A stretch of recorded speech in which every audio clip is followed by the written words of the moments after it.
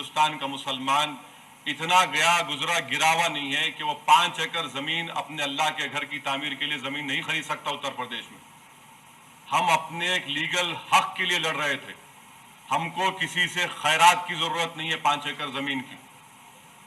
हम मस्जिद बना सकते। লাইক, কমেন্ট এবং সাবস্ক্রাইব করবেন। পাশে থাকা বেল আইকনে ক্লিক করবেন যাতে পরবর্তীতে নতুন ভিডিও সবার আগে দেখতে পান। এছাড়াও আপনার মূল্যবান মতামত জানান কমেন্ট করে এবং অন্যকে দেখানোর জন্য শেয়ার।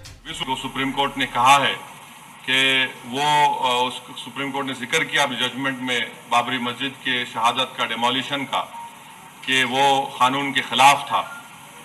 तो अगर बाबरी मस्जिद शहीद नहीं होती तो क्या फैसला आता? बताइए आप, फैसला क्या आता? नहीं मालूम मुझे। फिर भी सुप्रीम कोर्ट सुप्रीम है मगर इनफेलेबल नहीं है। इसका मतलब क्या?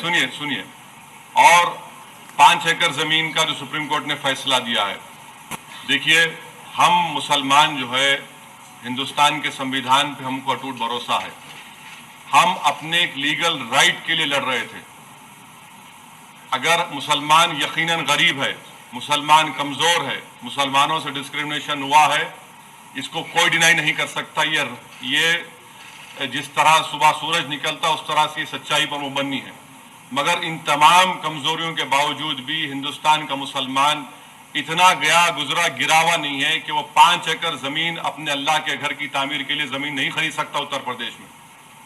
हम अपने एक लीगल हक के लिए लड़ रहे थे।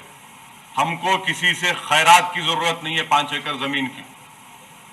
हम मस्जिद बना सकते। अगर आज मैं रोड पे निकल के भीख मांगू लोगों से, हैदराबाद की आवाम से, तो यकीनन हैदराबाद की आवाम इस गुनाहगार की झोली में इतना पैसा डाल देगी कि मैं उत्तर प्रदेश में 5 एकड़ जमीन बना सकूंगा। हम अपने एक लीगल राइट के लिए लड़ रहे थे। हमको किसी से भीख की जरूरत नहीं है, जिसको अंग्रेजी में कहते हैं कि हमको पैट्रोनाइज करने की जरूरत नहीं है आपको।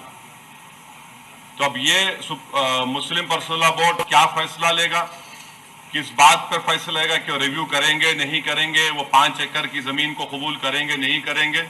मेरी जाती राय है कि हमको 5 एकड़ के इस ऑफर को रिजेक्ट करना चाहिए।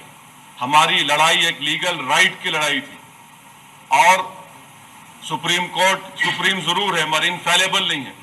ये किसने कहा था? ये जस्टिस जे.एस. वर्मा ने कहा था, जिसको बीजेपी वाले और हिंदुत्व जहन रखने वाले बड़ी बड़ी बातें करते हैं। आखिरी बात यह है कि मेरा मानना यह है कि मुल्क जो है अब हिंदू राष्ट्र के रास्ते पर जा रहा है। संघ परिवार बीजेपी अयोध्या से इसको शुरुआत करेगी। एनआरसी, सिटीजन अमेंडमेंट बिल, ये तमाम चीजें ऐसी हैं जो बीजेपी इसको इस्तेमाल करेगी। और मैं उन तमाम हिंदुस्तान के हिंदुस्तानियों से अपील कर रहा हूं जिनको हिंदुस्तान पर नाज है, फख्र है। यकीनन आपको मुझसे नफरत होगी, आप मेरी राय से मुत्तफिक होंगे या नहीं होंगे सियासी तौर पर, मगर मैं आपको मुतनब्बे कर रहा हूं कि आप देख लीजिए मेरी एक एक बात सच साबित हो।